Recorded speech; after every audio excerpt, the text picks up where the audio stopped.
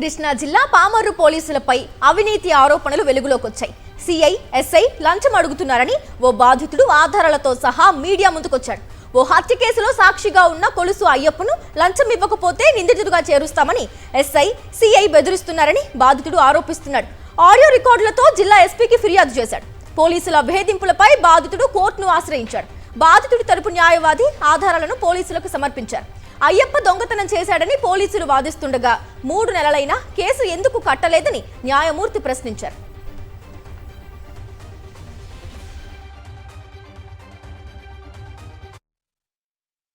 మా అత్తగారు పామర్లో నివాసం ఉంటుంది. ఆమె 6 నెలలుగా అవుతుంది.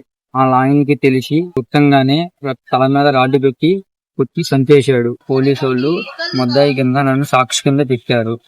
డబ్బులు కొట్టరామని 20,000 ఉంటే 20,000 కొట్టరామని, 1,00,000 ఉంటే 1,50,000 కొట్టరామని, ఆ బంగారం కొట్టరామని బాగా ఇబ్బంది చేసేస్తున్నారు. నన్ను పట్టుకురాకపోతే మా మర్డర్ కేసులో ఇరికిచ్చేస్తాను అన్నాడు సార్.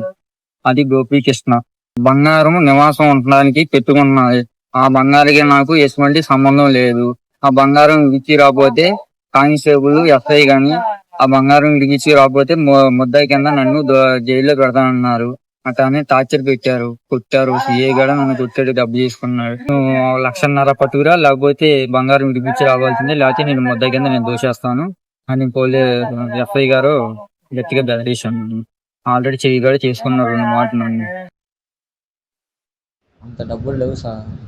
మరి లేవు, నేనేం చేయాలి చెప్ప? బంగారం అడుగుతుంది, డబ్బులు అడుగుతాను. అది బంగారం ఇమ్మన్నారు. కాదు సార్, అంత డబ్బులు లేవు సార్. డబ్బులు నేనేం చెప్పు. మరి ఇప్పుడు నేనేమన్నా మీ ఇద్దరు ఇప్పుడు అతను నేను మామూలుగా మాట అడుగుతాను. నువ్వు చెప్పావు, నేను నిన్ను అడుగుతుంది తప్పలేదు. నేను అడగను కదా. నువ్వు ఏమనంటే అసలు నేను ఫోన్ చేయను. రేపు పొద్దున్న సీఏ గారు పిలిపించుకుంటారు, అలాల్సి చూస్తారు తప్ప నాకేం సంబంధం ఉండదు. ఇప్పుడు ఏదో మొన్న అడిగి చెప్పిన నా 2 రోజులు ఇప్పించేదాన్ని చెప్పండి. నేను చెప్పాను కాబట్టి ఆ మాట ప్రకారం అతను నన్ను అడిగాడు. కాదు సార్, కొంచెం ఏదో ఒకటి చేయండి సార్. కొంచెం ఏదో ఒకటి చేయండి సార్. ఏం చేయమంటావు చెప్పు. పోను సగం లేదు, సగం ఇప్పుడు ఏ చెవులీలు ఇడిపించి ఏమన్నా పంటలో ఇడిపిస్తానండి, మరి ఎక్కువ డబ్బు అని ఏదో నువ్వు చెప్పుకోవాలి. కానీ అసలే చెప్పదు ఎట్లాగా. ఇప్పుడు చెవులీలు ఉన్నాయంట, తాడు ఉన్నాయంట. 2 రోజులు 1,50,000, 1,20,000 అని చెప్పావు. ఇప్పుడు వడ్డీ వేసి 1,50,000 వద్ది. అది కాదు సార్, 20,000 అయితే ఉన్నాయి సార్.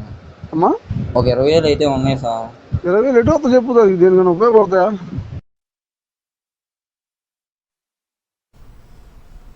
ఇక పోలీసుల బెదిరింపులకు సంబంధించి పూర్తి డీటెయిల్స్ అందించేందుకు మా కరెస్పాండెంట్ అశోక్ ఫోన్ లైన్ ద్వారా అందుబాటులో ఉన్నారు. అశోక్, చెప్పండి. ఆడియో ప్రూఫ్స్ కూడా విన్నాం మనం. ఇప్పటికే ఎస్పీకి కూడా ఫిర్యాదు చేశాడు కొలుసు అయ్యప్ప. పూర్తి డీటెయిల్స్ ఏంటి? ఏదైతే ఇప్పుడు కృష్ణా జిల్లా పామర్రు పోలీస్ స్టేషన్ లో ఏదైతే పోలీసులు లంచం డిమాండ్ చేశారన్న ఆరోపణలు తీవ్ర చర్చనీయాంశంగా మారాయని చెప్పుకోవచ్చు.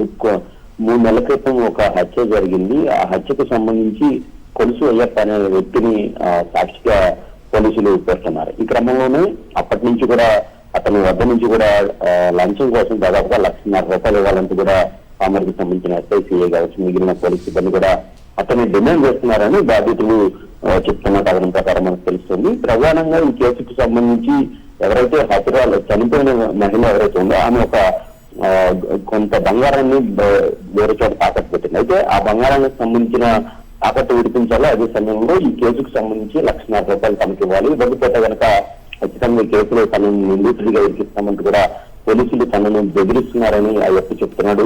ఈ క్రమంలోనే ఈ తాను ఎవరైతే లంచం కోసం వేధిస్తున్నారో పోలీసు అధికారులపై జిల్లా ఎస్పీకి ఫిర్యాదు చేశారు. ఆ తర్వాత హైకోర్టును కూడా ఆశ్రయించిన పరిస్థితి. ఈ క్రమంలో ఆ హైకోర్టు విచారణ చేపట్టింది.